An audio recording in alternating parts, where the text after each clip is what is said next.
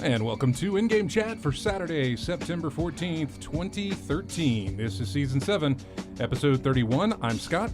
I'm James. I'm Jeremy. And I'm RJ. Welcome to the show. If you'd like to get in touch with us, our phone number is 334-272-9228. That is 334-272-9228. You can find us on Twitter at In-Game Chat as well as over on Facebook. You can also email us, everyone, at ingamechat.net. We are streaming the cam feed right now through Twitch, and you can find us there as well as join the chat room live while we broadcast and subscribe to us. That would be great. We also stream games on there from time to time and have a lot of fun, such as we did last night. We'll be talking about that a little bit later on. Little update from last week's episode. Video Games Live have hit their goal, their funding goal. They got 250 grand is what they needed, and they finally reached it within about the last 48 to 24 hours left in the drive, and they hit it, and it's great. And hopefully you got in on that and can reap the rewards that they were offering for some of the backers, because there was a lot of good stuff there. So I did, and congratulations to Tommy as well for hitting the goal there, and everybody at Video Games Live. So congratulations on that. Anyway, welcome to the show. Last week was the music show. This week is the regular show, I guess you could call it. And it's been a while since we've done a show. So the last time we did one was was right before PAX. And then we skipped that one for PAX. And then when we got back from PAX, we did the music show. So it's been a while since we've had a chance to talk about anything. And going to catch up on some old news. One of the big things, obviously, that happened was that Microsoft revealed their release date for the Xbox One, getting it a week later from the PlayStation 4 on the 22nd. I believe. Also a Friday. Yeah, also both of them are Fridays. Both of them are Fridays, and I can't even remember. I know Nintendo always does their stuff on Sundays, but I can't remember what the 360 and the PS3. I can't remember what days those released on. It's been too long. I know. I cannot remember what days. And those companies aren't especially consistent with days. No. It's a bit of a what I imagine to be a tradition with Nintendo to come out on Sundays, but for what the other guys offer, I think they and it's not arbitrary choices, but they have their reasons for why they did it. Not that it matters all that much. Now, I was always thinking that software and movies and whatnot, software always came out on like Tuesdays and whatnot. That was like the big release day. But primarily. I thought the systems would be so as well, but that's not the case here. No. And software releases on Tuesdays are actually becoming a little less common as the concept of release becomes fuzzier and fuzzier and less distinct over time, particularly on the PC. The need to release something absolutely on a Tuesday just doesn't hold as much meaning as it once did. With traditional console or multi-platform titles, it's going to be the same thing for a while. And we've talked about this, investigated it, asked people who know why that is the way it is. I can't ever hold the knowledge in my mind for very long because that's just mostly how it is. It's coordinated releases based on, everything from marketing to the pressing of discs to the shipping and coordinated retail shenanigans. I don't know. How long is it going to be past the absolute death of the plastic disc that we still have to wait around in a completely virtual environment for a Tuesday? Yeah, I wonder if that date will still stick once it kind of moves into that. Then it that's exactly what I'm asking. It's there's already so many problems with that. There's already so many ridiculous problems with digital things not going live or being unlocked until a certain hour of the day. Even though for example, digital goods, this is apropos of nothing I don't think that we were talking about, but for digital goods, right, a lot of times they won't go live until a certain time, say an MMO or something like that's already been pre-downloaded. That kind of thing won't happen until midnight Pacific time in the U.S. Well, then we get into time zones, yeah. No, exactly, but so it is live everywhere at exactly the same time. But the sale of a disc, right? This coming Tuesday, midnight sales of Grand Theft Auto 5, midnight in your time zone. Right. It isn't like I have to head down to the local retail establishment to pick up my cardboard and plastic at 3 a.m. our time or 2 a.m. our time when it's midnight in Pacific. They don't care. That's all Right. fine. That's all perfectly localized. That's all absolutely fine. But with digital media, for somehow it's always coordinated at a single time. I think these things are going to wind up sticking around for a while, vestigially. Like kind of just as a remnant. Whatever. There's a word for things like that stick around and don't actually are no longer what they originally represented, but are nonetheless just an icon. Let me ask of you, the past. you'll know this because you picked up Wrath of the Lich King. I know you picked up the box copy because obviously Blizzard wasn't doing their digital storefront yet. Were the servers open at the same? I mean, was everything ready for something like that? Yeah, actually, they accommodated that fact. I remember specifically picking up Wrath, going home, installing it, and playing for like 4 hours and then going to work. Yeah. But yes, it wasn't until shortly thereafter that they started doing their digital downloads. Right. So they had already kind of designed everything around that. But once they started doing it digitally and unlocking digitally, that wasn't the case. Yeah, I know. Well, at least I think I'm remembering correctly.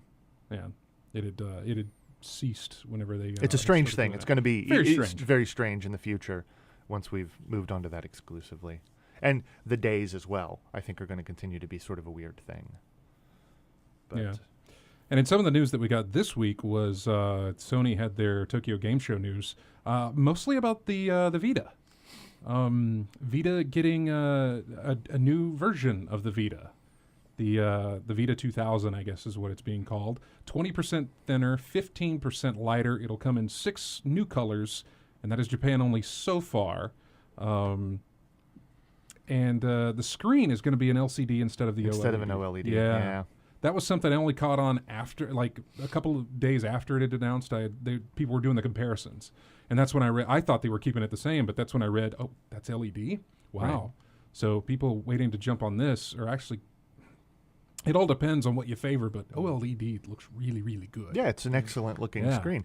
But if it's people who are, let's just say for a second that there are people who want a Vita but aren't willing to pay what they've been asking for it, even after the announced and effective price drops for the flagship model of the Vita. If that person isn't necessarily willing to pay the amount of money they're asking for the system, then dropping quality on one or two key elements of the system, I don't think is going to deter that person. That person is they're already not buying at the premium rate, at the premium level of technology. I think a lot of them would agree that, look, here's the option. I can give you a crappier screen and a better deal, or nothing. Or you can save up your pennies and go buy the more expensive model. Which one's it going to be? Yeah. Because if you want the more expensive one with the better components, it's still on the market, it's still perfectly available. So what's it going to be? And usually it kind of shakes out that people are willing to pay less money for less quality, for a little bit of feature loss if it saves them something. So that's whatever. I guess, whatever. For me, one of the biggest attractions of the Vita, though, has been it's just a dead sexy piece of technology. It is just beautiful, looks really sleek. Like, the screen is beautiful. Like, it's a beautiful piece of tech. I'd like to have it at its best. Yeah. For a lot less money. Well, so would probably everybody in that regard. Nabokov says no more OLED means no more interest. I think that's fair. I mean, that's a typically Nabokov kind of statement, but it's It completely fair. No, I'm not. Because it's one of the things that sets it apart from other very, very average, very entry-level electronics. That screen is It's nice. something that makes it, it's very much a part of what they were advertising when they were advertising the reason for the system's existence, so. He says Japan only. Are the Vitas region free? I never owned one. I don't know if that's. I don't know. I have never looked into it. I think that they are. I want to say that they are. It depends on I think it's up to the publishers of the games that maybe make that happen. I'm not exactly sure. I honestly don't know. Okay. I really don't know. I know the Netflix app obviously is one of those situations where, it only works in. If you download it on the U.S. store, then that's where you're getting it. Right. That's what you're getting from it. So maybe it depends on where you get, and that may go the same for like downloadable games. Okay. rather than games that are on the. So the system, not necessarily, but the digital store, maybe. Yeah. Okay.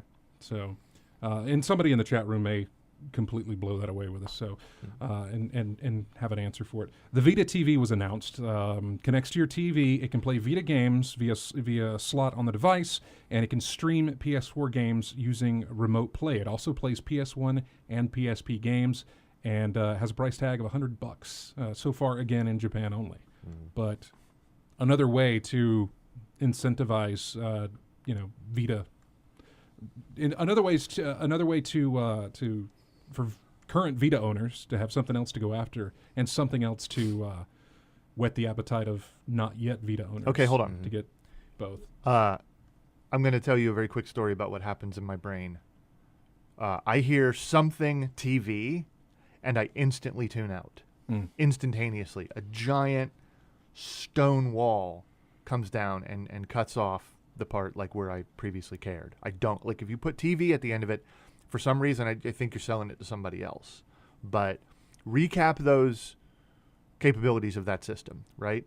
It's like a non-portable version of the Vita that plays Vita games. Yep. You'll stream PS4 games to your TV. The PS4 streams PS4 games to your TV, I want to point out. But setting that aside, I mean, it does. It hooks right into your TV. Why do I need the Vita TV to stream my PS4 games to my TV? Maybe you want to play them in another part of the house. I don't know. Maybe you want to hook it up to your... No, forget that. Anyway. I'm just throwing options out there. Not really, for you. They're really stupid options. Not for you. Maybe it works like the Aver Media Card where you can put it on your computer or something. But I don't know, to man. the TV, Whatever. would make sense, like you say. It's already a thing I don't care about doing a thing I don't care about. But it plays Vita games and plays those on the TV. And plays PSP games. PS1 and PSP games, yes. See, that's actually a little bit interesting because as much as I like the Vita, like again, as a nice little nugget of just sexy tech, I don't play games. I don't play mobile games, you know? I live in one of the worst places on the face of the earth for actually using transportation that isn't me driving a car. Yeah. Right? I don't have public transportation. I don't sit in like long lines at places particularly. I mean, if I had like a bus trip or some kind of a train or mass transit or something, then I think my relationship to portable gaming would actually be very different. It would be super different. I completely understand that, yeah. But there are also certain things for the systems that I would theoretically be interested in checking out. So that part of it, I guess, maybe does interest me, even though I had tuned out because it says TV on it. I don't know. I mean, I guess now it's down to really asking, does the Vita's library matter at all? Yeah. And generally I hear that it really doesn't. Even if you've got plenty of free things through PS Plus, just because there's something to play on it doesn't actually validate any amount of money being spent on it. But I don't know, $100, you know? I mean, people were sort of whelping away $100 bills on the oh yeah. You know, I mean, well, they were. Yeah. Oh, it's $100. What do I care? You know? Right? Like, it's not obviously like an impulse purchase quite at the hardware level, you know? But it certainly is like I can totally whelp that $100. I can be like, you know, whatever. Like, how much am I really out since I'm buying a piece of fairly versatile technology? Or these kinds of things. I don't know. It's maybe slightly interesting.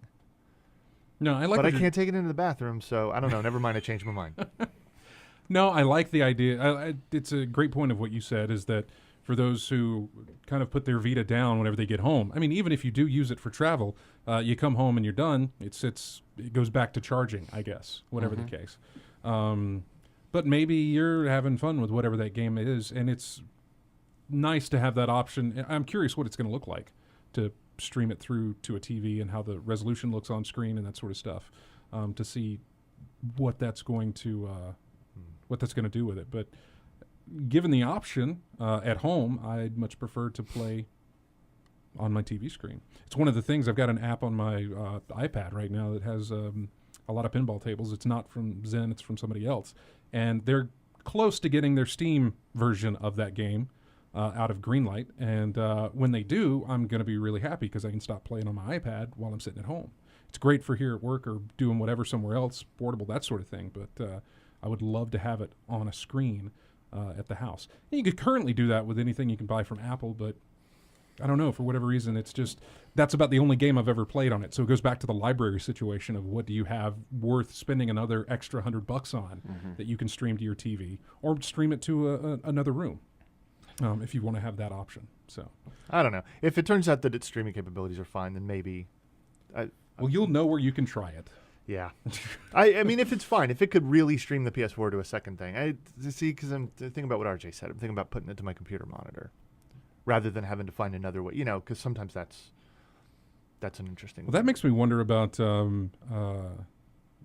Matt, I believe, in the chat room had sent us a tweet about if we were going to comment on the rumor of the PlayStation 4 not allowing capture cards. Oh, yeah. I'm sorry. I thought that was well known, that it was using HTCP. Yeah. I thought we knew that. Did we not know that? I read that story and was like... It came up earlier, but I don't remember It maybe how just official wasn't it was. confirmed. I think we were just assuming that it would, and that you would have to bypass. Because I remember... We had this conversation before. Because you pointed out the exact stuff that we would have to use in order to bypass that for streaming. Yeah. And you were like, no, just this. This will do it. This already does it. So, certainly bad for ease of use. Right, yeah. Certainly bad that you have to go around, poking holes through the DMCA in order to stream something to YouTube. But I don't know. That's very much where we live right now. So it's unfortunate, but yeah, I mean, it's expected. Fair enough, I guess. Well, apparently to make the news, it wasn't expected by many, or it wasn't known. I don't know. Then maybe I was obviously in error thinking it was known, so I'm ahead of the curve. You're not way ahead of the particularly curve. bothered. I digested that piece of bad news several weeks ago, I guess. Yeah, we're completely okay with it. I've But moved on to acceptance. that's one of those things I was curious about. If you were to stream it to a computer monitor, probably still wouldn't make a difference. A It still computer would make a monitor difference. is a 24-inch television. Yeah, That's all it wouldn't make a is. difference. I had to go through my head a little bit and be like, well, you're still not going to have access. There's no such thing as a TV anymore. Yeah, it's not going to go through. Yeah. So anyway, that's out. Some of the other stuff that had made news was that you've got, James specifically speaking, it got 7 days of extra game time for Final Fantasy XIV due to the instability on the servers. Yeah, you want to start that right now? I mean, keep it simple. It's 7 days I won't be using. Oh, Yeah. okay. Yeah, we'll just have to come back to that because I'm very curious as to why that is. Because so Yeah. far, that's the first I've heard you say something like that about it. I haven't really said much either way. You haven't. But we've always been, so far, we've just been talking about, are you going to stream the game tonight? Yes, I am. And then watch a stream. Nothing as far as the opinions. And we haven't really gotten your opinions. Again, it's been 2 weeks since You we've haven't done gotten his opinions. a show. Yeah, well, you work with it. That's very true. So anyway, I guess when we come back, we will talk about that. Coming up at 7 o'clock, hopefully we're going to have this interview working with the time difference. Guy from Beta Dwarf Entertainment. They are the makers of a game called Forced. It is on Steam right now, early access, and you can pick it up. But Christopher Groylik is going to be calling us from Denmark. It's going to be about 2 o'clock in the morning over there. So hopefully, number one, his alarm goes off. And number two, we got the time difference correct in our email exchange back and forth. And he'll be calling us at the top of the hour. We'll be talking about Forced. We streamed some of it last night. And we will also be talking about that game as well. Had a lot of fun with it. It's a pure 4-player co-op type game. And we'll go into more details coming up on In-Game Chat. We will be right back.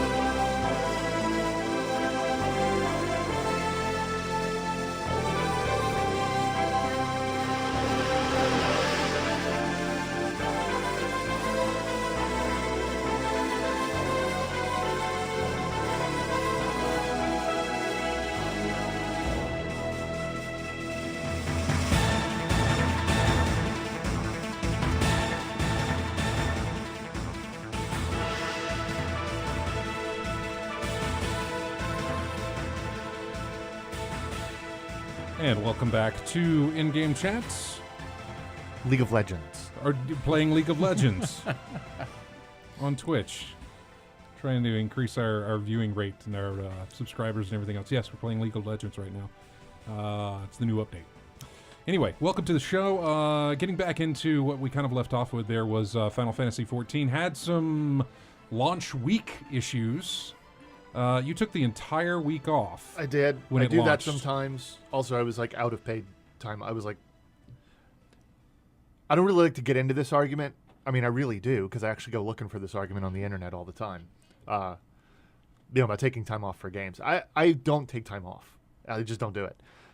So I accrue my maximum amount of time off. And so my workplace is like, nope. You're going to take them or you're going to lose them or whatever. So every now and then when there's an MMO that I'm interested in, I'll take the week off to try to like give it the most attention I possibly can during that week. I really wind up doing a lot of other things too. But I try to spend, an extra amount of time just playing that game, seeing what it has to offer. I know, I will say, now that the game has been out for more than a couple of weeks, almost 3 weeks counting early access, I believe 3 weeks exactly counting early access, it is technically performing very well. Mm-hmm. Everybody is playing, and things are mostly pretty great. So a lot of the heat and a lot of the anger has kind of died down. I have played most of them, not all, but I've played most, and I play MMOs at launch. I do it all the time because I think that is one very particular picture of what that game can be like. And it is, in its own way, a very fun thing, while everyone is around you discovering things together, while it's new for everyone, or as new as it can be expected to be. Without a doubt, Final Fantasy XIV's relaunch was the worst technical launch I've ever seen of an MMO. It was horrible. It was horrible. The game was filled with massive amount of connectivity and server errors. The actual in-game portion of the game, if you could get in, if you could stay online, was very fun. It was very functional. The leveling game is quite cute, and it's very satisfying to a lot of the people who wanted another very traditional contemporary style MMO, and to the people who wanted some kind of well-made AAA Final Fantasy release of any kind. I think that those two communities are clashing terribly in the game now that they're not both fighting the same demons of even trying to get online. But I think that it was very poorly handled from a technical point of view. I think they either underestimated or intentionally ignored information about the demand from the West, from Europe and the Americas. I think that they took very conservative approaches to certain things. They underestimated in hopes of not appearing foolish or of not overreaching in certain respects. Regardless, their systems could not handle even a portion of the people who are trying to play their game. They don't have certain systems in place that almost every other multiplayer game in the world has. They had no login queue, right? They had no login queue. They have something that is a little bit like a login queue, but it seems through kind of a lot of guesswork and a lot of comparison that the login queue, right? You try to log into a server. Servers can only handle so many connections at one time. Mm-hmm. That's fine. I do understand that. It's very popular. So, hey, it's already full. You guy over there, you have to sit in a queue, and we're going to automatically advance you in that queue until there is enough space on the server for you to get in. That's acceptable. It's something we've grown to understand.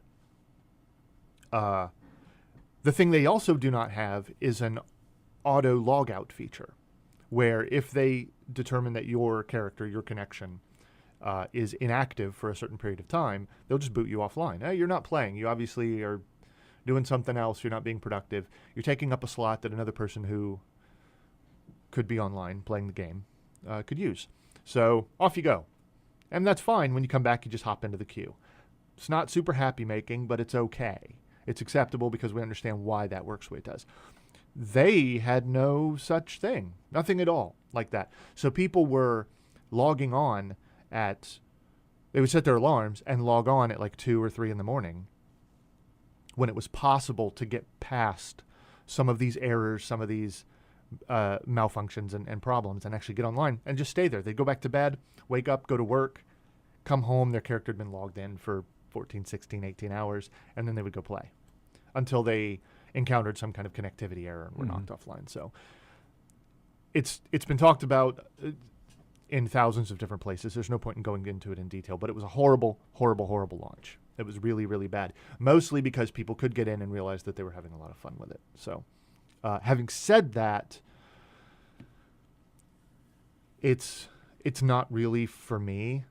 I have had fun with it, and I can see possibly toying around with it in certain respects, but I think there are really strange imbalances between what needs to happen to satisfy people who just like MMOs, who have a need to play a really well-designed, really fun to play, really engaging, well-dressed Skinner box.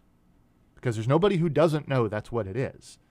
But, I like a good magic show as much as the next guy, as long as, all the flourishes are in place, as long as it's a good show. I like a good show. And that's what an MMO is. And it can be really fun. And there are people who are always looking for that. There are also people who are playing this game, many, many, many people for whom this is their first MMO. A. Yeah. Or B, for whom they have only played Final Fantasy MMOs, either the 1.0 version of this game and or Final Fantasy XI. So they have a very narrow view of what the genre is and what it's become and why it has moved in the direction it has and all of this other stuff. And then you've got people who are just Final Fantasy fans, and they're like, I am unconcerned that this is an online game. And I feel for those people. I really, really do, because you're going to have a very bad time. And I'm starting to think that because I don't have a clear picture of where the developers are going to take this thing, MMOs are about longevity. They're not about short-term stuff. They're about long-term stuff. The one thing I've learned from you in talking about MMOs is it's always the end game. That pretty much makes... Right. How you spend a large amount of your time. And people are going to move through your content, and you have to supply content in perpetuity. That's the point. You have to be able to do that. And World of Warcraft isn't even doing that. They haven't had a significant update to their game in almost a year. So they haven't had a real content update, I guess, as long as the current expansion's been out. And the finds its way into the news all the time. The revenues are okay, but their subscription numbers are dropping pretty bad. So even the fact that the top dog loses subscribers when he doesn't provide content should tell everybody that that's important. And I don't want to get into discussions about how hard it is to make that content. I'm not really worried about it. I'm not particularly ill at the game. I just see that there's going to be some interesting conflict between maintaining a very story-driven game, because while not personal, the story nature of this game is a lot like the Old Republic was. You remember how it was to play that it was all about the story. It wasn't about the gameplay. Yeah. Everybody talked about how important the story was. But when you consider how difficult it is to make more content, more gameplay, more dungeons, more things for a story-based game, how expensive it's going to be to have all the voice acting and how difficult it is going to be to build all the cutscenes and all of this sort of stuff, you begin to wonder, was this the best idea for something that has to be supported over a long period of time? I'm not exactly sure who they're going to be serving primarily. If they try to do both, I don't think it's going to be easy. So I don't hate it. I'm not angry about it. I believe that everybody who bought it at launch really deserves that extra time, because the game was literally unplayable for a week to 2 weeks for most people, for a significant number of people.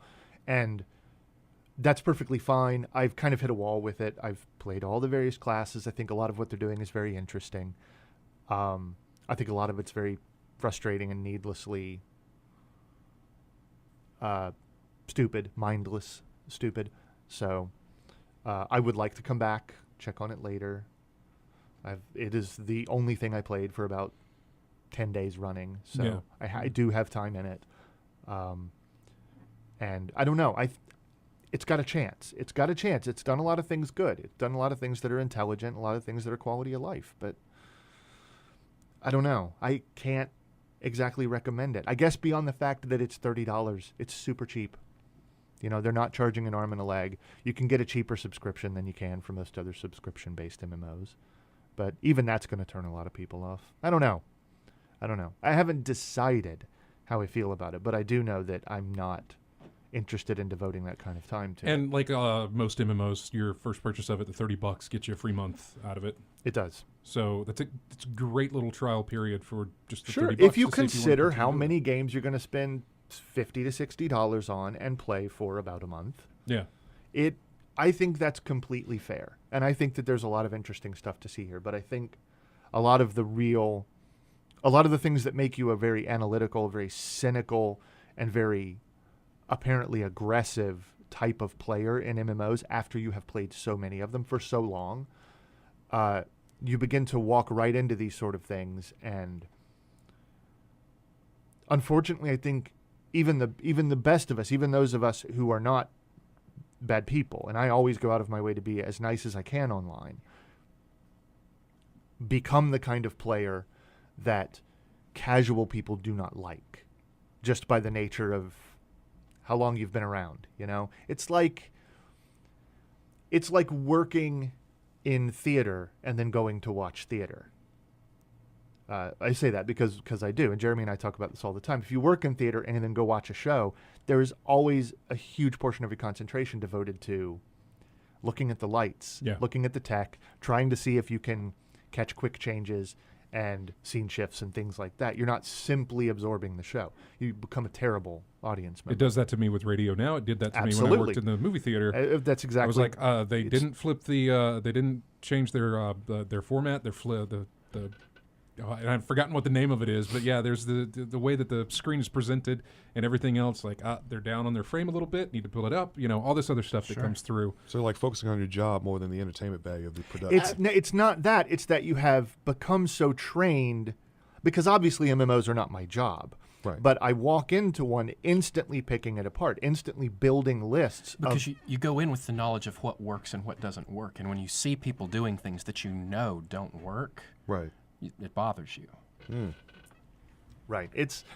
And basically the same. It just takes away from. It's basically if you watch any one of us play a fighting game, right, okay, you would have plenty to critique on that. It is something in all of that, and it's also rash judgments by developers trying to figure out exactly what portions of the player population they should pay most attention to, because it's an enormous spectrum of players.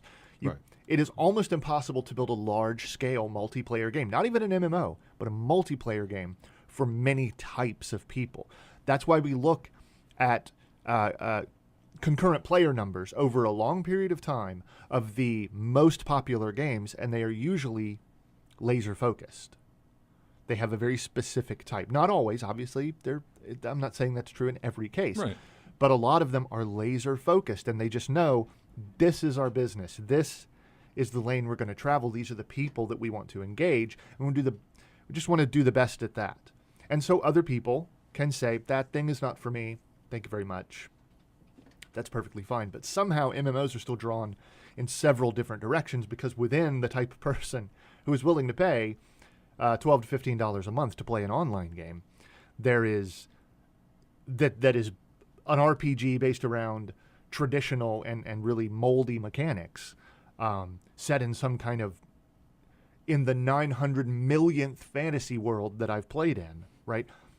Even within that kind of fandom, there are still hundreds of different types of players.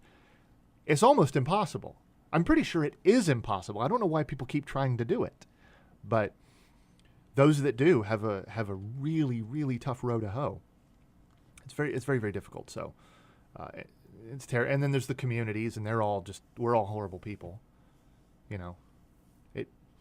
It's really, really, really wretched. So you walk in with so many preconceived notions about, nope, I've seen this fail and this fail and this fail, and you're doing this wrong, and I wish it had that, and I miss this, this, and this from WoW. I miss this and this and this from Guild Wars. I really do think that, like, why can't I have an open world, stream loading sandbox type game anymore? Why can't I have that? That really should be in from this other game. And so that sort of dominates your picture of everything. Meanwhile, here comes like this guy who this is his first MMO, and he is just charmed to death by it. And you and the rest of the cynics are just talking about what you think. You're just analyzing it as another piece of meat, and you wind up stomping around all over someone else's good time without even really meaning to, It's very much a good picture of the internet. It's very hard to segregate yourself on the internet for the same reason that old people and young people are going to wind up in the same forums and the same chat rooms. Cynics and noobs are going to wind up in the same games. It's a bad mix. So it's kind of poisonous, but whatever. Best of luck to them. And, I do believe there's going to be a lot of enjoyment in it, but not really for me. Yeah. Also, Grand Theft Auto's out on Tuesday, so what in the world, right? Exactly. That was the next point, was that, as time goes on, and especially for MMOs, you run into that situation of there's other stuff out there to play that I may be interested in playing. Some people are completely focused. That's all they're ever going to do. League of Legends, that's all they're ever going to do. Right. But we're playing that right now. Exactly. That's frankly all we're ever going to do again. I just want to let everybody know. Go ahead and, kick all of your resources over to in-game chat, Twitch, because frankly, you're gonna need them. As much League of Legends. League of Legends is we're going to be playing. But anyway, GTA 5 comes out on Tuesday. It has just finally here. It's not one of those things. For me, it sort of crept up a little bit just for the fact that it's like, oh wow, that is next week. Yeah. It's sort of inevitable. Like, yeah, I'm so no. Like I'm so upset that it's coming out. I don't want it to come out. Because I want to, I don't even want to play it, man. But I have to. It's like it's an obligation. It's this mass, right? It's this incredible, mass with its just own. It's like that giant thing that was going to destroy the sun in Mass Effect. Right, and it's on its way, and it's gonna be at there's nothing you can do. It's gonna be at Apogee on Tuesday, and I'm just gonna get sucked into it, and I don't want that. But there it is. I kept thinking, can you please just push it back? I don't care how much it makes everybody else upset. Can it just please go away from How far back should it be pushed? Because you're just gonna run into more stuff. A medium amount. March.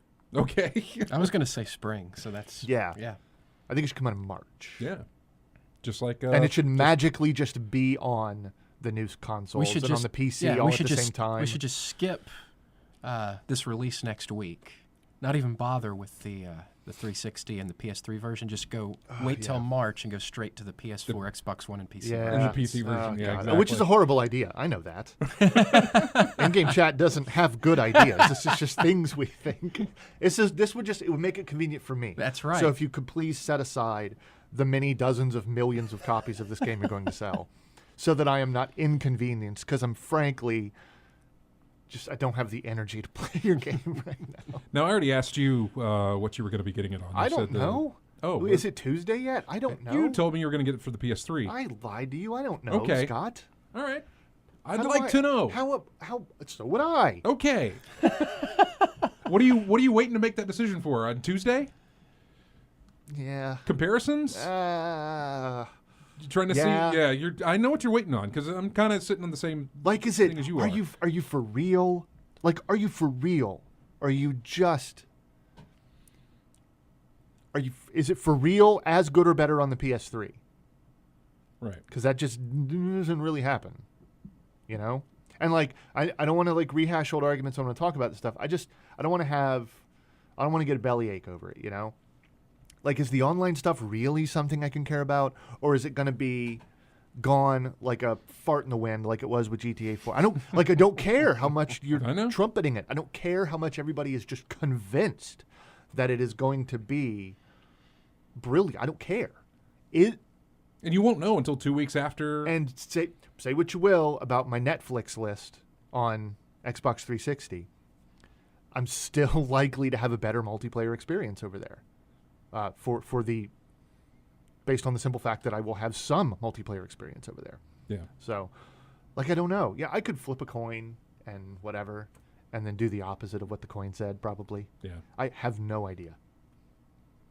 You should decide for me. Well, I was going to get through Redbox, and apparently Redbox is only carrying the PS3 version. Really? When I went to go look at their coming soon titles, That's interesting. all it shows is the PS3 version of GTA 5. That is interesting. Yeah.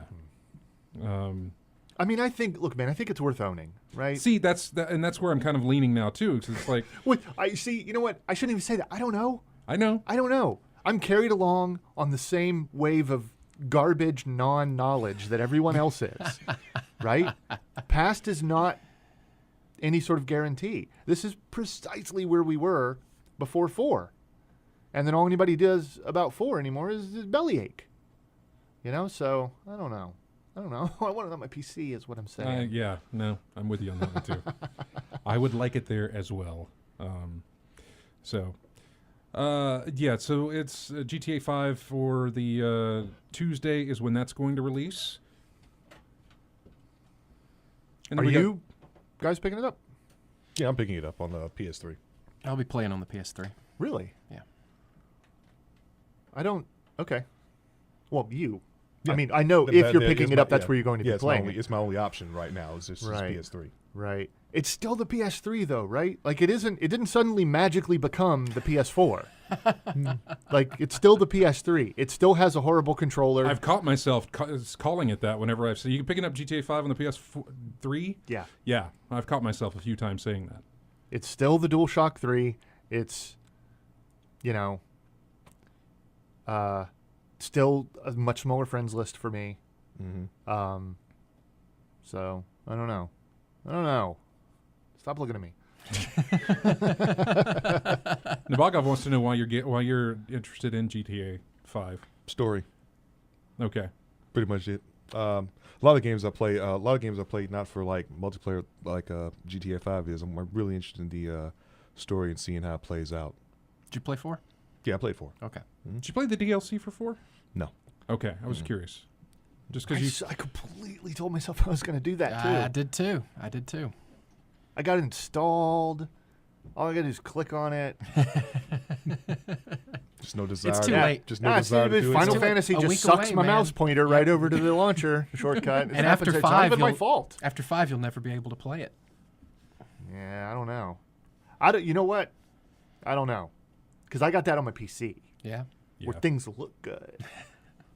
especially with that the mod for that thing. Yeah. You can make it look really good. Yeah, I don't need to make it look really good. A little bit I- good I can put a and run fast. DeLorean in my game is where I'm, that throws me.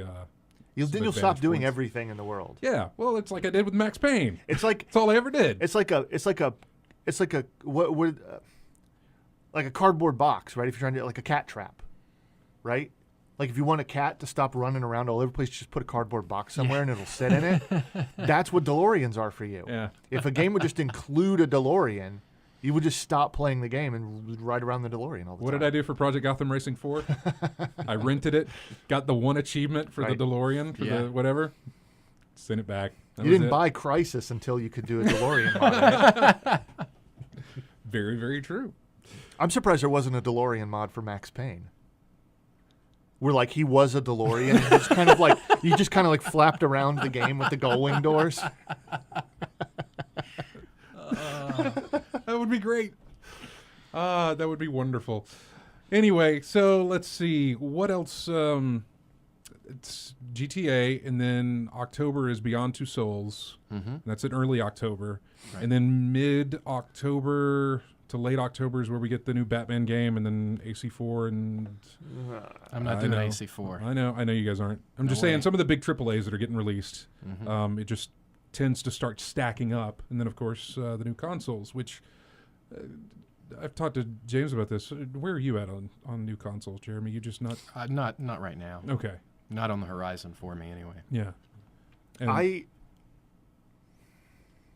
You're still going back and forth, aren't you? Ah man, I've had like a thing. I've had like, and I'm not. Are you going back and forth on which one, or are you just going back and forth on getting any... Are you for real? Just trying to clarify. I'm not out of it at all. I'm not any less interested. But for various reasons, the more we learn, the more we see what things are going to be, the more we absolutely know about the likelihood of the very best exclusives, the kind of things that are really going to showcase what the consoles are. In addition to the fact that I'd like to put a little bit of polish on my PC. I'm really thinking about taking that money and just putting it back into the computer. Yeah. It isn't like we just learned this. Okay, I understand we did not just learn this information, but we've known it from the outset. We've known it from essentially the first moment that we had hard-ish specs on these two systems. But they've got nothing on the PC. Not one thing, man. Not a bit of it. I think some of the exclusives are going to be super fine, super clean, super polished. They're going to perform very, very well on these individual consoles. And I think you're going to have moments where you have an Uncharted or Infamous or something like that looks absolutely stellar on its home system. Mm-hmm.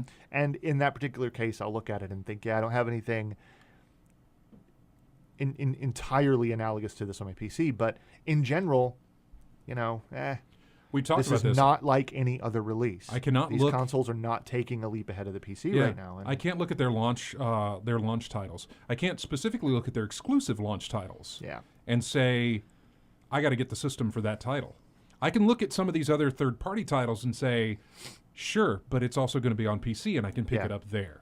And this is no judgment on the entire thing. I want all of the toys. I want them all. Yeah. But I really looking at where I'd like to spend money. When I count the $400 for a PS4 and even one game, right? Add tax, I'm clocking way above $500 already. Just to have something to play at home. Maybe if I passed by an actual game and played something on the free to play offerings, which again would be good, although most of them I have already played and are available on the PC. And I think, again, that's all great. I'm not passing judgment. I'm simply looking at, I could make some very nice adjustments to my rig. I could do a couple of really good upgrades. We could make some changes to. I mean, we could even I could even throw some of that money into putting things into what we want to do with the show. Yeah. And then I'll just go over to your house and play the PS4. It's because it's not like I'm not going to get to see one. Yeah. Yeah, I know. But I sit at my PC. I love my PC the way that I don't love my television. I know. I'm exactly the same. I mean, how many game titles have we had come our way where it's like I've requested PC versions of those titles rather than going the 360 or the PS3 route for the fact that they do the online situation better for us, the way it works. And I put the investment in my rig to make it play games pretty. And so I want to experience those games pretty. Sure. So that's kind of the way I've been looking at it. Anyway, when we come back, we're going to hopefully have Christopher Goylick on the phone from Beta Dwarf Entertainment. Forced is the name of the game. It is on Steam. You should, if you've got a minute, head over to Steam, just look at it, watch the little trailer for it, and you'll have some idea of what we'll be talking about coming up next hour on In-Game Chat. We will be right back.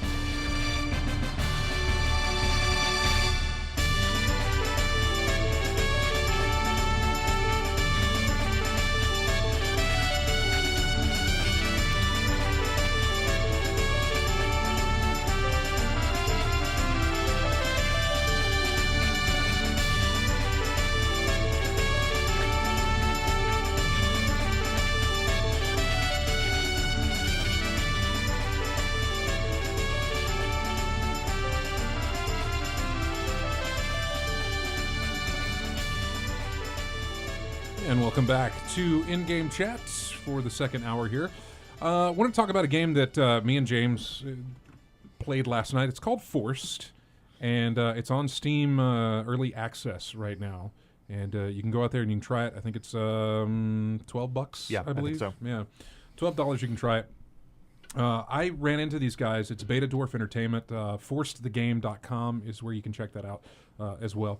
I was walking through the Indie Mega booth at PAX this 2 weeks ago, and the guy saw me walking through and said, "Hey, you want to come see our game? Let me tell you about our game." The guys at the Indie booth are just eager as hell to talk to you, and it's great because everybody else at their AAA booths, whatever, like I've said before, unless you're bald wearing a fedora, And how would they know you're bald? True. Yeah, I don't know. You're right. Whatever. It's a clear fedora. Yeah. It's a transparent fedora. I got to get me one of those. Derail. Anyway, so, but these guys are just willing to talk to you, and he saw me walking through and said, "Hey, can I tell you about my game Forced?" And I said, "Sure." And we started talking about it, and the demo stations were completely full. He tried to explain to me how the game worked, and it's not necessarily difficult to explain, but it would have been easier for me to play it and to understand exactly what he was talking about. Because when he told me about it, I was like, why are they having so much trouble doing this? All they got to do is just pass that over and do what they've got to do with the orb and everything else. And we'll tell you about all that in just a minute, but it just seemed like they were having a difficult time with it. And he didn't have any business cards on hand, so he gave me a free copy of the game. And then he sent me an email a couple of days ago with another free copy of it. We gave it to James, and we played a little bit of it last night and streamed it and had a lot of fun with it. This is not something you really want to play single player. You can. We're not exactly sure how some of the objectives can be done single player. Right. Especially in that second I don't know. area. I don't know. I was seeing everything through the lens of, wouldn't it be nice if there were 3 other players who did exactly what I wanted them to do? Not Instead what of they this wanted one to guy do. who can't do Right. anything I ask. No him free to will. do. If they just could read my mind and do what I wanted, Yeah. wouldn't that be helpful? No, but it is. I'm often suspicious of games that claim to be.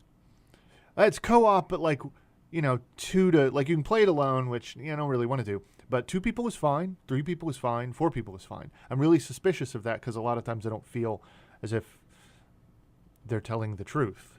I think a lot of times that the game is maybe not really enjoyable with 2 players when it can support up to 4, or with 4, it's some kind of insane madhouse, just like kind of a wreck of an experience. Because it really is balanced more towards 2 or something like that. I don't think it's the case here. Again, I don't really want to play this game single player, but it was completely doable after, granted, a handful of headset throwing rage quits jump up out of the chair and scream across the room a few times.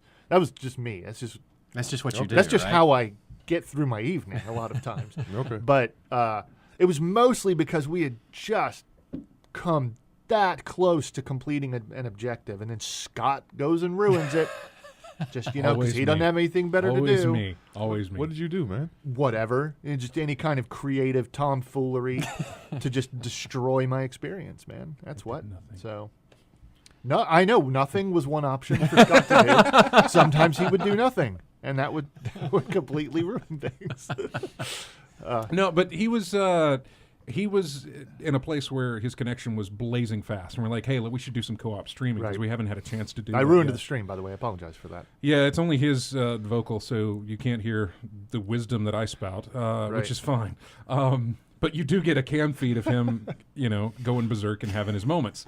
So We will highlight those for you. And have of them course, available yeah, on exactly. the YouTube channel at some point. Put some yakety sax under there. Just have fun with it. But it's like, hey, we should co-op a game. So we're like, what do you want to do? We've got Payday 2 we could do. And we both kind of agreed that's like, you know what? We really shouldn't do that unless we got some really competent players with us to do this. And That's not what I said. No. But you said like, That's not what we agreed. We agreed with what I said. yeah, only the think. like, yeah. No. I said, I don't know how well Payday streams because you kind of there's an intensity to it, right? And there's a need for genuine communication. Yes. And so if there's people involved who are not like our people and don't know what disasters we are as people and who don't appreciate our sense of humor or my inebriation or anything like that, I don't want to ruin somebody else's time by, just like showing up into their game or having them in my game and being like, hey, we're not going to do what you want to do. I'm going to run my mouth and we're going to stream for a while. Yeah. So unless it's like our people or listeners, fans who want to participate in that kind of waste of time, I didn't want to do that. Also, I don't know how to play it and, whatever. It's just too much. I didn't want to do it. So the next option was Splinter Cell, Blacklist. And you got into that. And it was just like, where's the button that can just start co-op? Yeah, I launched the game, and it was like, let's go! And I was like, what? And I meant to ask you if it did that to you. I launched the game, and it was like, let's go! Yep, you're already into it, yeah. And I was like, I need a main menu. I need an option screen, I need all this stuff. Let me tell you about how PC games work. First button is settings. And then I stay there for a while. And then the next button is controls. If maybe that's under settings, I don't know. But that's where I go next. Yeah. And then, then I'll think about, like, clicking start game. And then we can ask, do you want to do the campaign? Do you want to do co-op? Do you want to do competitive multiplayer or whatever? And then you can ask me the difficulty, and then we can start the game. That's not what Splinter Cell does. Splinter Cell starts the game. And there you go. It does. It really does. I had to press space a bunch of times just to be like, okay, let's skip this, skip. And as soon as it gave me the option to pause, I said I went to settings and did everything I could. Then I had to restart the whole thing over with. And then you go through, again, it still throws you in there. You have to go through this little first mission thing. Once that's over with, you get shot to the hub, which is very... I don't really know what to call it. I mean, it's very much in context. Yes. Of the game, if that makes sense. Mm-hmm. You have to get in the game, playing the game, before you can decide to play the game. What kind of game you want to play. Somebody wanted you to have an experience. Somebody did, and I have got to tell you, clicking on settings is an experience that I like to have. I like to come at the game the way I want to come at the game. I understand that from an artistic, from a creative, from an authorial point of view, maybe you want this kind of thing to happen. And maybe I'm just acting out of, memory of how I've been playing video games for decades. But I like to be presented with the various options. I like to be able to choose the exact moment of the starting. I like to know ahead of time because I have a relationship with my PC. Like, maybe there are certain things that I want kind of turned off. Maybe I've never had an auto detect settings thing work correctly. Or maybe, just maybe, I want to take that moment, I want to have that pause before I actually jump in to your amazing, pristine, and unmissable narrative. Yeah. It's a huge mistake for them to do what they want to do because it implies that I should not have any control over how the thing moves forward. It's a modern game. I barely have any control anyway. So can you just let me have my menu? No? Can't even have my menu anymore. Thanks. So a lot. Splinter Cell was out. I can't even judge the game because I was sort of irate. Is all I'm saying. That is not my judgment of the game. It's not. We're still going to do it because we had a ton of fun on Conviction, I guess, when we did the co-op. I don't even remember which one it was. It was one of the ones with the. I don't know, man. I don't know. Which one was it? That was Conviction. Yeah. I can't tell. I know. I cannot tell anymore. All I can remember of that one was at the very end of it is when you have to turn on each other. You get a different set of instructions, and I get a different set of instructions that are basically go kill the other guy. Right, and I let you kill me. Right, exactly. That's what happened. Because he's so gracious in that way that he will let you win. No. So we decided, hey, what about that Force game we got? So let's check it out. We both had it installed. It's real quick and easy. It opens up to a main menu where you can change your settings. Right. In fact, even before you start the game, it's like, what resolution you want to play this in? Yeah, right. You know? You can actually change the settings on the launcher, which is kind of exactly. Fantastic and great and all this other stuff. So we launched it, got into it, and it's what did I say earlier? I did the thing that you should never do, and it's really not right. But I'm sorry, I can't help it. You're It's like almost as bad as the car analogy if this, to video this, and games. this, yeah. It's like this meets this meets this. Mhm. I really hate that, but sometimes like you see the light go on in somebody else's face, and they're like, "Yeah, that makes." It's like what did I say? It was You said Torchlight 2 and... no, I just said Torchlight, like in terms of like the Torchlight. color palette and the point of view and everything. You said Gauntlet. Gauntlet And and Smash Smash TV. TV. Yeah. Mhm. So that's because it's got like Smash TV type controls, like independent Movement and aiming. Mm-hmm. It plays really well on a controller. Much better on a controller because on the PC it wants to use WASD controls. It doesn't work exactly correctly. Play it on a controller. Yeah. And you can play up to 4 people. There are 4 weapon types, which essentially amount to classes. Mm-hmm. And they're all distinct and different, and you can't have duplicates. Right. There's a character that uses a bow. There's a character that uses a couple little like pokey bits that I'm guessing are daggers. Yeah, and one of my secondary one of my secondary abilities there was to heal. Right. So I became kind of a healer type situation. Right. There's good a at that. chakram, which is a mix of melee and ranged for special attacks, and then there is a heavy hammer using class. And each of these has passive abilities, active secondary abilities that you can begin to stack into your control scheme and kind of, modify in your traditional action RPG style way, just without it being quite that same approach in the game world. And it is all arena-based, objective-based combat, wave-based in a certain respect, and you're stepping through the story, stepping through difficulty, stepping arena by arena, and then at some point kind of hitting a wall with difficulty and having to go back and meet the more advanced challenges in the earlier arenas in order to unlock more skills that'll help you deal with the higher difficulty, which is what we found ourselves doing last night. We made it most of the way through the first little batch of areas, and it was, if you think you're just going to kind of mindlessly bash your way through it, that's where some of my frustration came from, because I just thought, okay, we're going to jump in and I'm just going to get a feel for it. But it is absolutely asking you to invent or discover, rather, strategies with your other players. Your guide, for lack of a better term, is a spectral kind of orb that has certain powers or can be imbued with certain effects taken from the environment. And you have to call him to you. He never moves independently.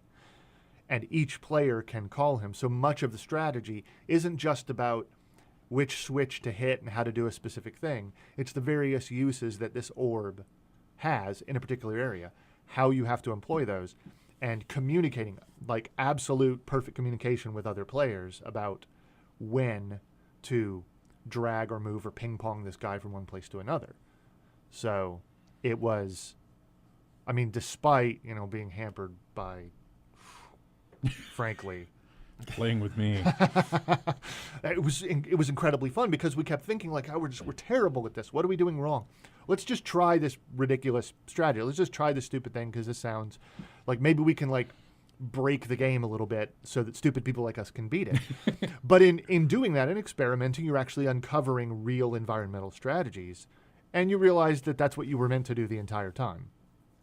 And there's a lot of glee in that, there's a lot of satisfaction, there's a lot of fun, and it wants good execution.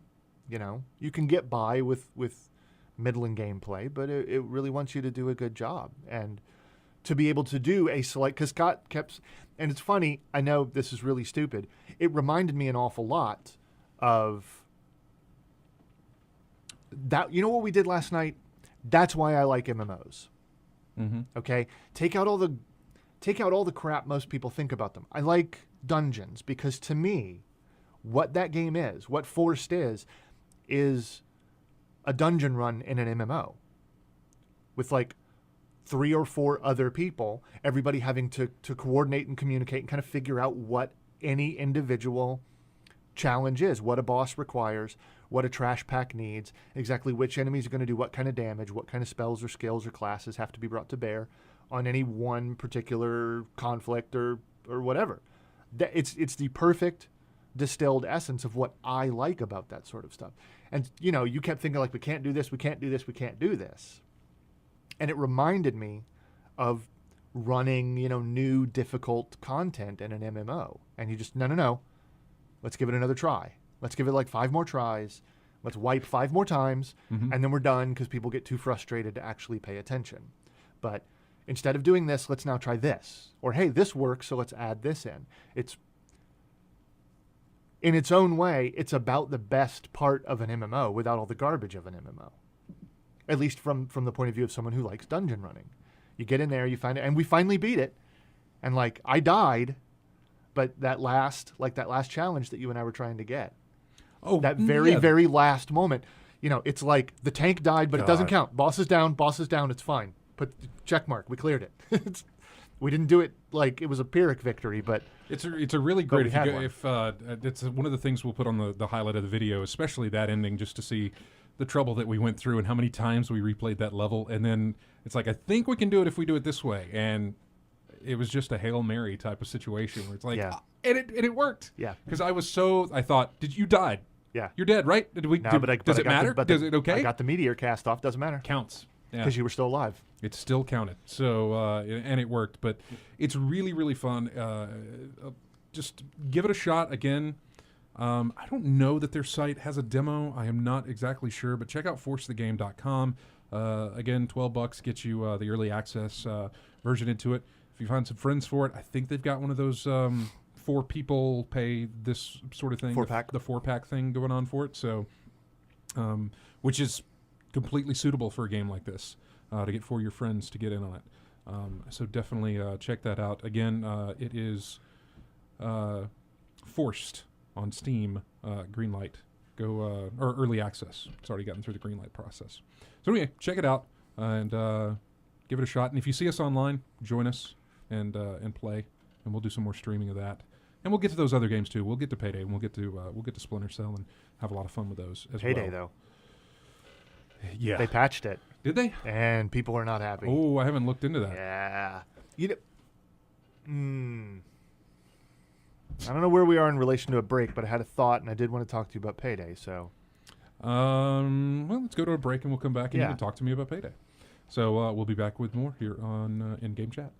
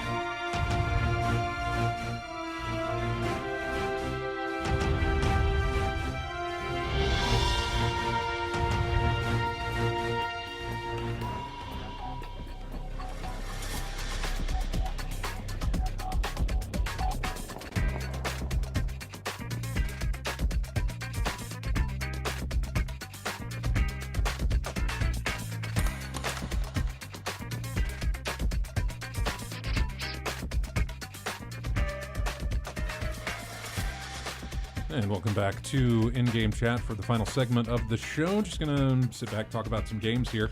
Talking specifically about some Steam games, and we'll get into the Steam news there that pretty much everybody knows about. But you wanted to talk to me about Payday 2. Yeah, I meant to ask you if you had seen, or if anybody else had seen, because I was kind of in a mood to get into it in the near future, but apparently they had their first...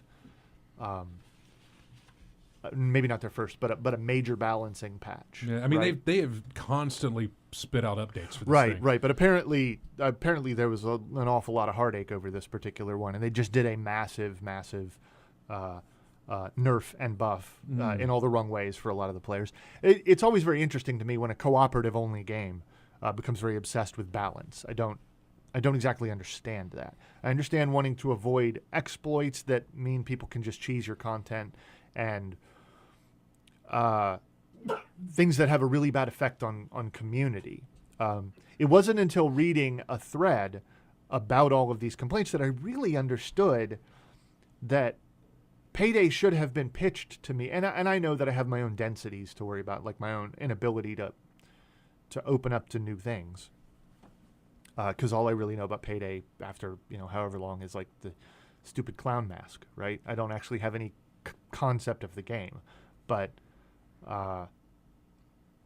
it's just a kind of a different flavor of the Mass Effect 3 multiplayer, because I ran into a number of people who were comparing it to that in these discussions of how balance was handled in that. And I loved that. I just absolutely thought that was incredibly fun. Now, I really want to play Payday, because I understand that it's just, if Mass Effect 3 multiplayer was about cracking safes and wearing clown masks instead of blowing up Geth, well, sure, it's Payday.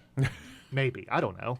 I know. I haven't played it. But I realized that it's a game perfectly designed to kind of scratch that itch, and I don't know what my problem is, why I haven't played it yet. Mm-hmm. But, I know it's important for them to actually make changes to it, and I hope that it isn't something that I would have a problem with right now. But I saw that they did make an enormous number of changes and possibly introduced an enormous number of bugs in this patch. You said they've been rolling out several. Just patch. There was one where, there was a thing you could do that if you were on one side of a wall and your objective was on another side of a wall, if you were close enough, you could reach that objective through the wall. I see. If it's like, hey, unlock this, if you were kind of behind some cover, you could still sit there and unlock what you had to do and that sort of stuff. And then they patched that out. And then they patched out. There was another level where the escape route was always in a certain place, and then when they patched it, they randomized it. So you never knew once it got to a certain point in that level, the escape route would pop up. You never knew which way it was going to be. So getting prepared, you really had to change your whole strategy on where to get prepared. That was okay. Because, if it's the same thing every time, it just becomes... Right. Again, Mass Effect co-op did that. They had different randomized extraction points. Yeah, and I'm pretty sure for some of these levels, they want to do that with that. So, but this, especially when it released, it was almost every other day you'd get a patch to it, an update. Now it's almost every week there's an update to it. If I check Steam, I always have an update of Payday in there. But apparently this last one is getting a lot of flack. Unpopular. So, yeah. And hopefully they listen to their community and can go back, especially since they sold 1.5 million copies. 80% of those are digital sales. So that's weird. Yeah. That even 20% of them are not digital. I know. Where in the world are you buying Payday 2 that's physical? Why would you? I don't know. It's whatever. It's weird. It's out there. It's available, but for whatever reason, only 20% of the people did that. But yeah, 80% digital sales, really good for them on that. So, speaking of digital sales, the Steam family sharing was announced this week. Yeah. Sort of, not stealing the thunder, just sort of taking the attention away from anything Microsoft was going to be doing with the Xbox One as far as what they had planned to do for their sharing program or whatever that whole thing was going to be. I still am not sure exactly how it works out. Steam has tried to explain theirs as well. The entire library can be shared with friends and families on up to 10 different computers. Not every game will support it, and it can't be shared outside of a user's region. So you got the region lock still going on. It seems that the library is shared and not just a specific game, meaning that if I give Jeremy access to my library, he can play any game in there, but as soon as I want to play one of my games, even if it's not the one you're playing... Then I get kicked off. You get kicked off. Right.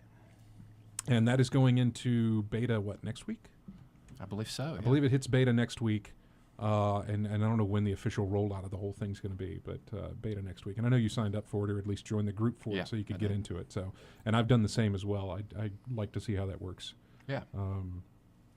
but that's interesting that you'll be able to do that. Yeah, that's a pretty good feature, particularly for me when I've got other people sometimes that want to play my games at home. You know, Becky will want to play a game I've got, or maybe one of my kids will.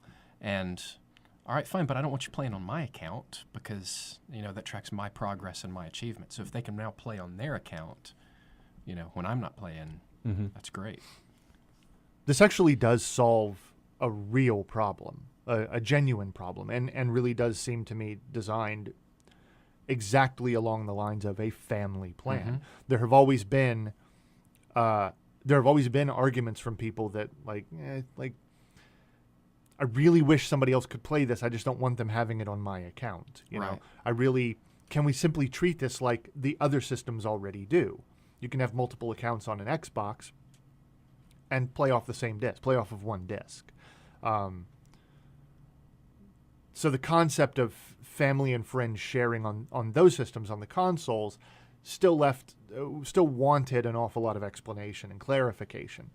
But Steam doing this actually addresses years of complaints from people who were just like saying that, you know, can you simply not make it? I don't want to buy 2 copies of the game just so people in my one household can play it.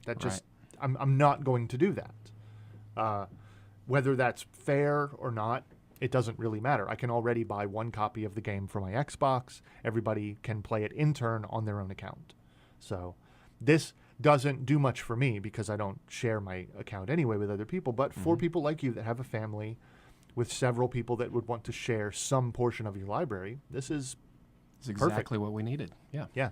This is absolutely an excellent answer. So... Also, you can buy stuff that I don't want to buy, I know. and then I can play it. Because you're gonna add me to your family. Of course I am. Yeah, no, I know. And that'll be kind of nice to have. And it'll be interesting to see how that plays out and how that whole thing, how they improve upon that, what the other things that they'll add to it. I don't know. It just Steam keeps evolving in ways that I really didn't see them doing. In a sense, with the trading cards and the marketplace type of situation where you could sell stuff there was something I didn't expect. And now this is something else that I really didn't expect, just for the fact of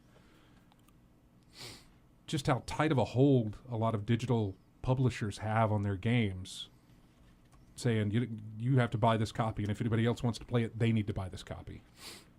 Situation. So to be able to let them do that, which, by the way, somebody tweeted to us, RJ, King of Fighters is now on Steam. Yeah, I saw that earlier. So something for you. I got it on PS3. I saw that news come out on shoryuken.com a while back. Yeah, the beta phase or something like that. I think it is. Yeah, something like that. See how well that goes online. See how the netcode works with that one.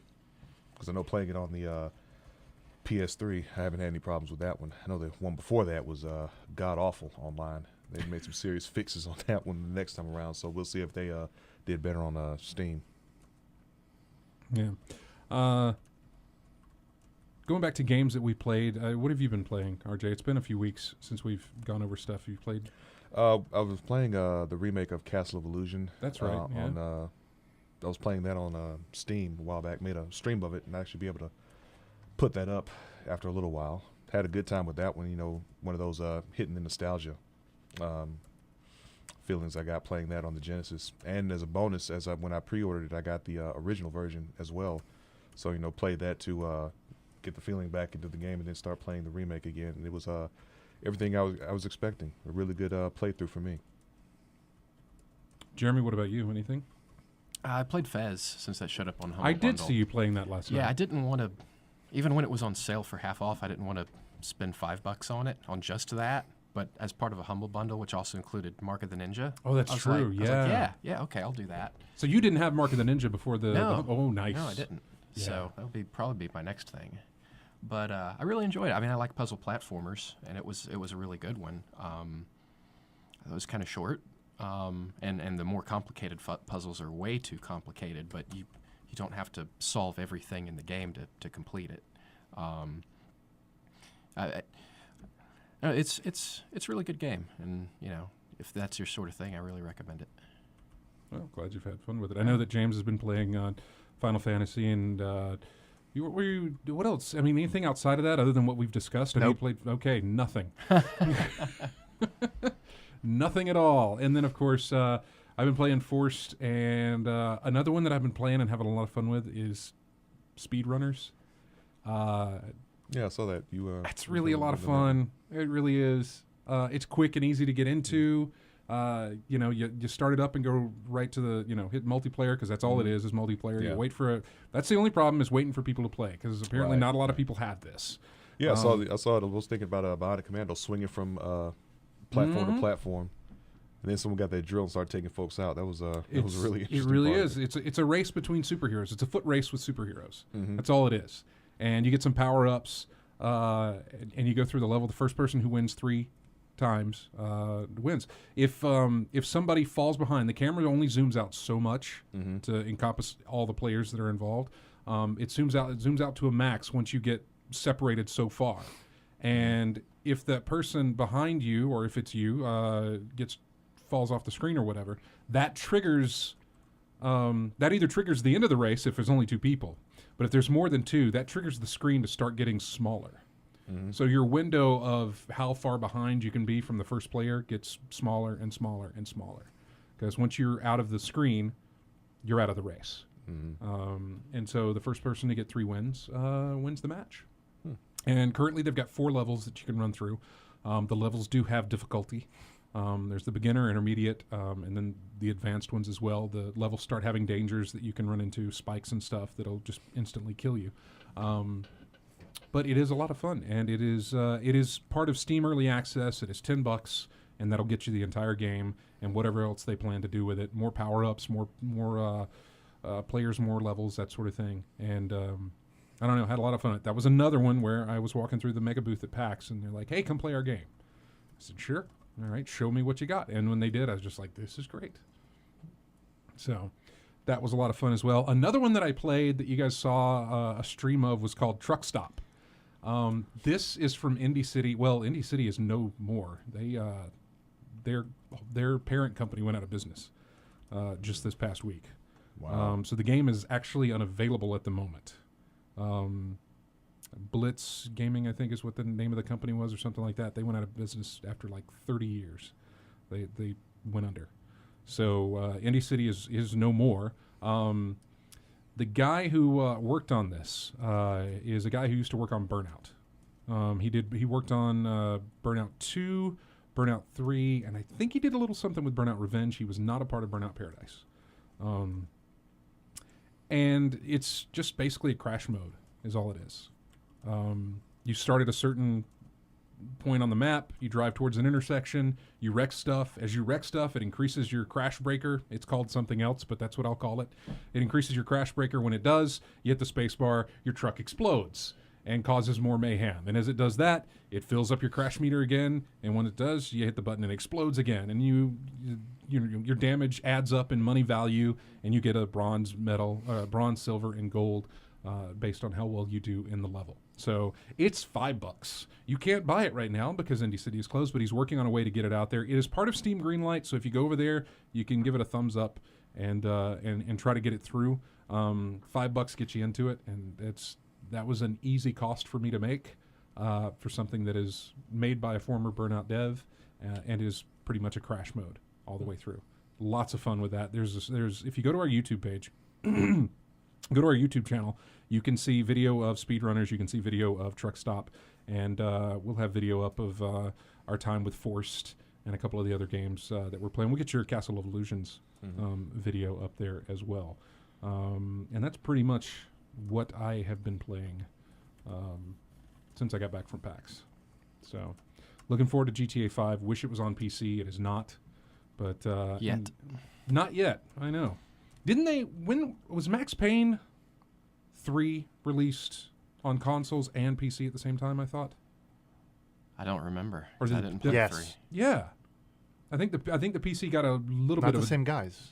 delay. I don't think.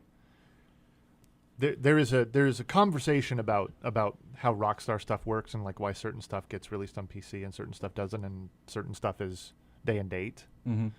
But yeah, I think it was. but I think it was a different group.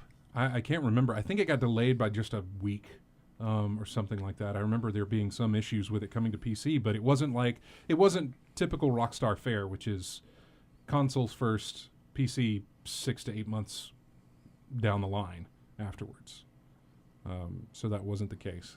But yeah, I really wish GTA 5 was going to be released there. So a few more minutes. Anything else? Anything else in the news wanted to cover? Anything else going on with some of the stuff that you've been playing, or some of the stuff you're looking forward to playing? I guess not. Is this what happens when I don't talk? Pretty much. Come on, you can think of something. I could take a nap right now and come up with something to say. You could. I could run my mouth in my sleep right now about video games. What would you They say? are the least boring thing, like, in the whole world of consumer entertainment. There's got to be something that you can say about it right now. This is a test. I'm going to fail that test. Come on, you can do it. What are you going to play when you Let's leave this see. station? I'm going probably speedrunners. Probably speedrunners. Probably speedrunners because it's quick. Because when I get home, you know what I do? When I get home, I start getting this video ready. I start getting the video ready for uploading, and that, eats up 6 hours of the laptop. So while I'm doing that, something I can jump into very quickly is speedrunners. I really want to get into Splinter Cell. Like I said, I haven't played beyond that opening segment, and I just really want to go further into it. Did you play this? I know this is a stupid question, but it's hard to keep track of who has honestly committed themselves to what in the past. Have you always played the single players of those? Or did we really just do the co-ops? Like, were you ever really invested in the single player stuff of Splinter Cells? No, the only one I was ever there were two of them I was interested in the single player.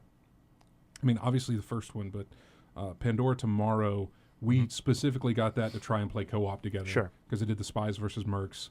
And then Conviction I played through the single player completely. And then you and I just played a little bit of the co-op. I did not play Double Agent.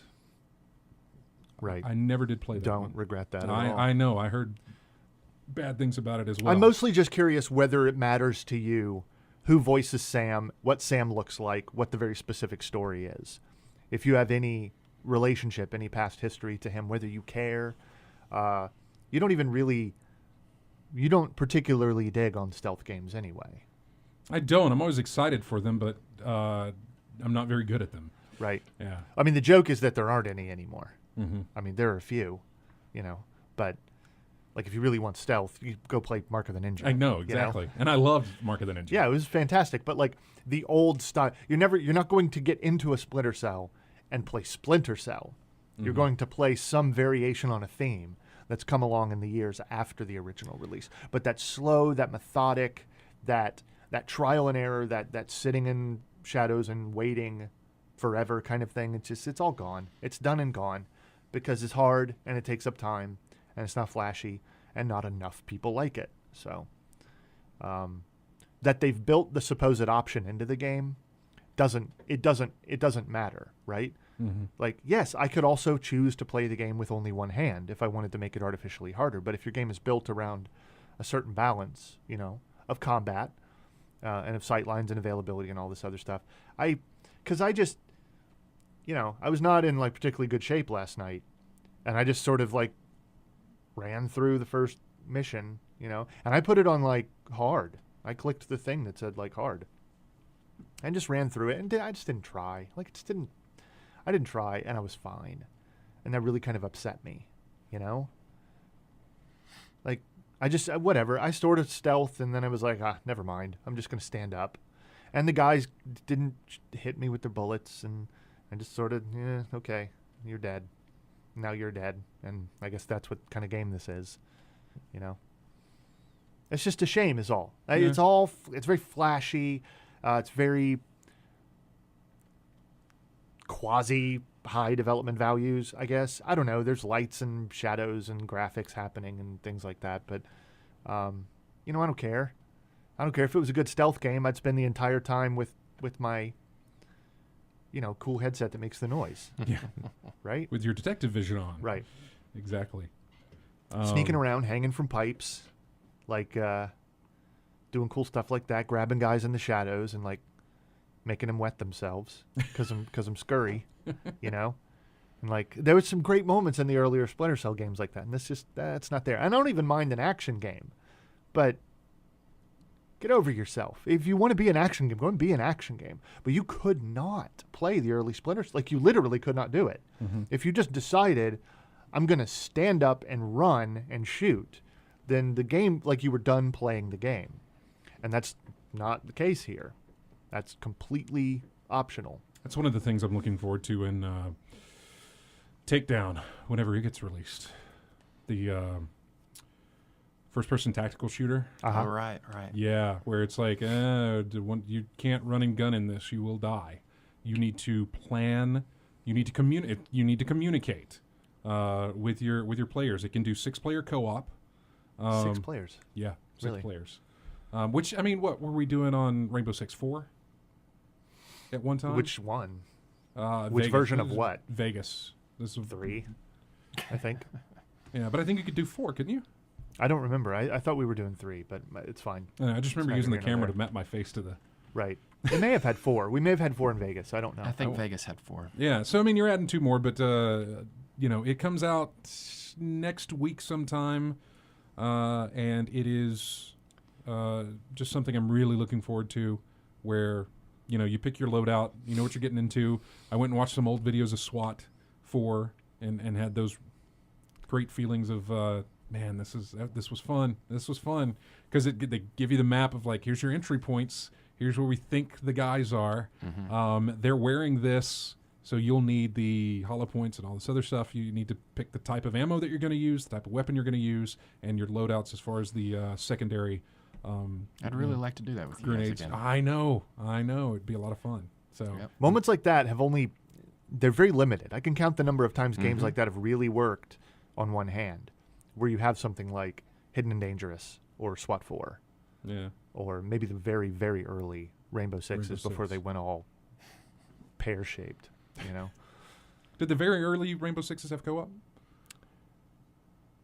They did, didn't they? I'm not Yeah, just they did. inventing that. Like even the very first one. Mm-hmm. But all the way up through something. Where's Matt? Matt would know. This is the sort of useless information Matt files away. But yeah, they did. They had fun multiplayer stuff in them. It was weird. It didn't work at all like what we would consider 21st century multiplayer to be. It was kind of broken and strange, but yeah, it did. Yeah. But it was still one of those situations where everybody needs to talk, need to tell us your location, what's there, in that whole situation of what have you got, what have you, and I think it's got the ability to, remember what we could do in SWAT, where I could hit the button and I could see your view? Yes. I could see what you were looking at, so I would know exactly where you're at and what you see and that sort of thing. I believe it also has that in Takedown as well, so you can really plan your attack. And just something I'm looking forward to next week when it releases, on top of GTA 5, and then on top of whatever else is coming out, because I know there's going to be these other little tiny games that are going to get released that are really fun to play. Walking through the indie mega booth, I really wish I would have spent more time there, honestly, because there was just a lot of good stuff that I didn't notice until pretty much near the end of the show. There's a guy on COG who's making a game called Windforge, which is like a Terraria thing, but involving airships, and where you can build an airship out of a whale. Is that one? Right. I know it's going to sound strange, but the whales fly. Whales fly, and they attack you, and if you can kill them, they actually turn belly up. But once they do that, they sit there and they float. You can board that whale. You can get on top of the whale. You can drill into him and collect whale meat that you can build walls with. And then you can attach an airship to it, and that can be your home. The inside of a whale as an airship. I know. So he was making that. It's called, again, Windforge, so if you want to check that out. And a lot of other great games that were in the indie mega booth. So good times ahead, basically. I met Jamie Fristrom from Energy Hook while I was out there. Okay. He had the Oculus Rift version of Energy Hook going on. I was just thinking about the Oculus Rift. Yeah. I got a lot more time with the Oculus Rift while I was. I'm really looking while I was forward to at that PAX. thing coming out. The more I see of it. Mm-hmm. Same here. I think I'd rather spend the money on that than a new console at this point. At this point, anyway. You know, you release those at the I've same seen some time. really, really fun-looking stuff on there. I would agree with you. You release those at the same time, and it's... Of course, we've got no date on that thing, so No. it's still a ways away. But that's a decision to make. If those were to be coming out, I would have a choice at that point. So yeah, all great stuff to look forward to. Thanks everybody for joining us. Next week, just want to let you know we're going to be talking with, again, planning it, but I'm pretty sure this one's going to come through because we've been planning it for a couple of weeks now. But Dave Fenoy and Sissy Jones are going to be with us on the show next week. These are voice actors. Dave is known, you'll know him as Lee from the Walking Dead game. And Sissy Jones, you would know as Katja from The Walking Dead as well. She was the mother of Duck.